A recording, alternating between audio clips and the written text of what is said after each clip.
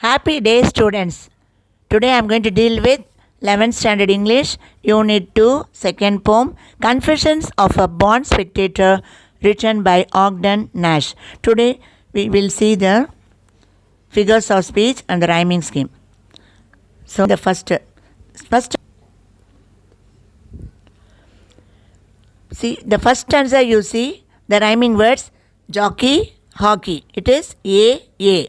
Enter, center, B. The next one you see B, me. So these are the rhyming words. What is the rhyming scheme? A, B, C. Okay, then coming to the first stanza, fifth line you see. When you see as or like means, what is it? Simile. I am just glad as glad can be. What is the figure of speech? Simile. Now coming to the second stanza. Admire, hire. Pomp, romp. Feats, deeds.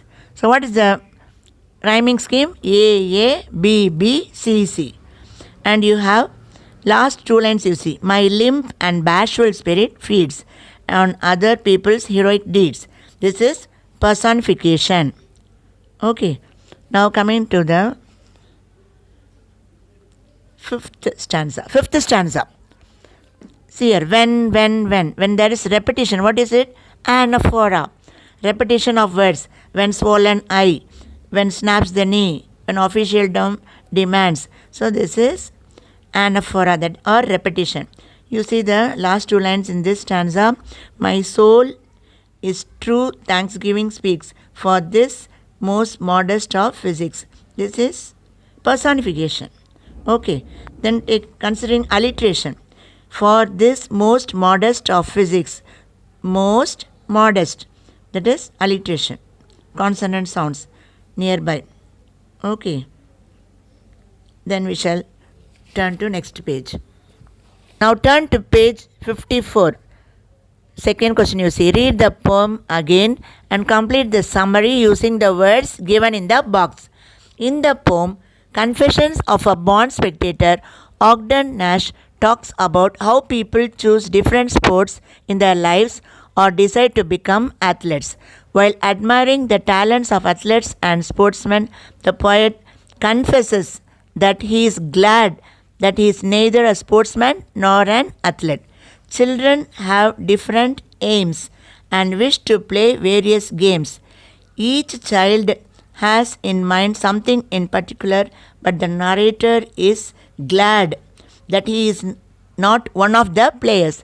Though the narrator admires the talents of all athletes, he derives satisfaction from watching them, but does not wish to exchange places with them. He also sometimes regrets that zealous athletes play rough games without caring for the feelings of their sporting rivals. He feels that good sense and caution win over ego. The narrator wholeheartedly offers thanksgiving to the modest physics of athletes. Ultimately, the narrator is satisfied that he himself is not an athlete. Now turn to page 55. We'll see the appreciation questions. 4. Read the given lines and answer the questions that follow in a sentence or two.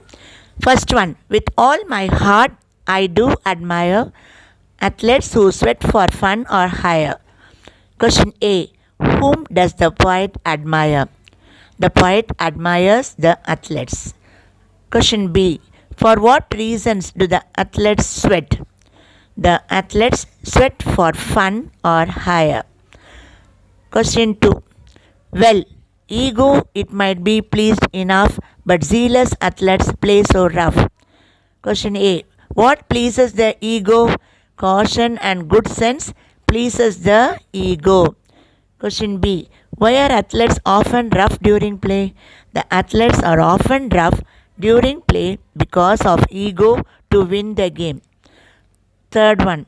When official demands, is there a doctor in the stands?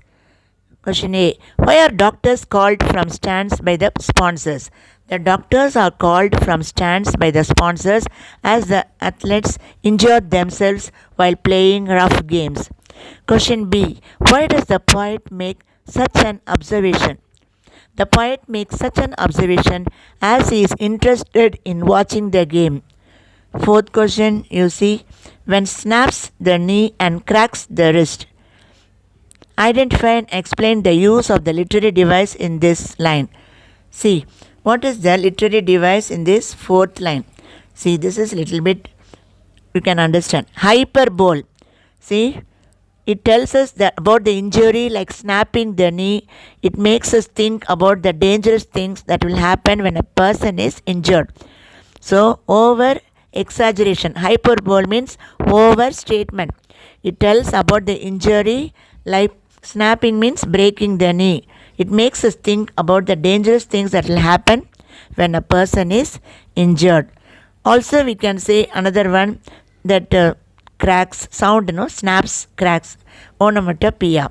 These two words can also be taken as onomatopoeia. Now coming to ERC, that is question 5.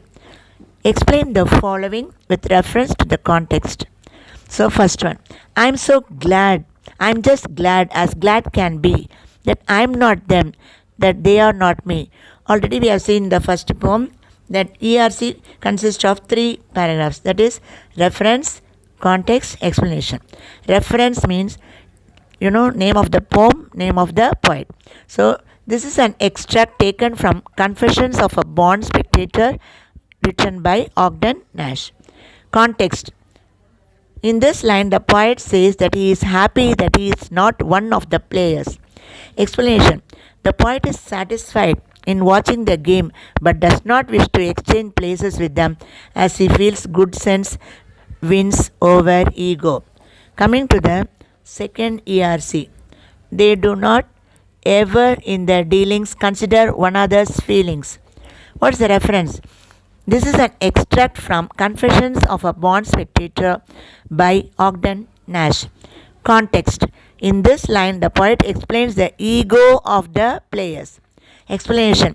The poet sometimes regrets that enthusiastic athletes play rough games without caring for the feelings of their sporting rivals. Coming to the third, athletes, I will drink to you or eat with you or anything except compete with you. So reference is, this is an extract from Confessions of a Born Spectator by Ogden Nash. Context. In this line, the poet wishes to entertain the players but does not wish to exchange places with them. Explanation.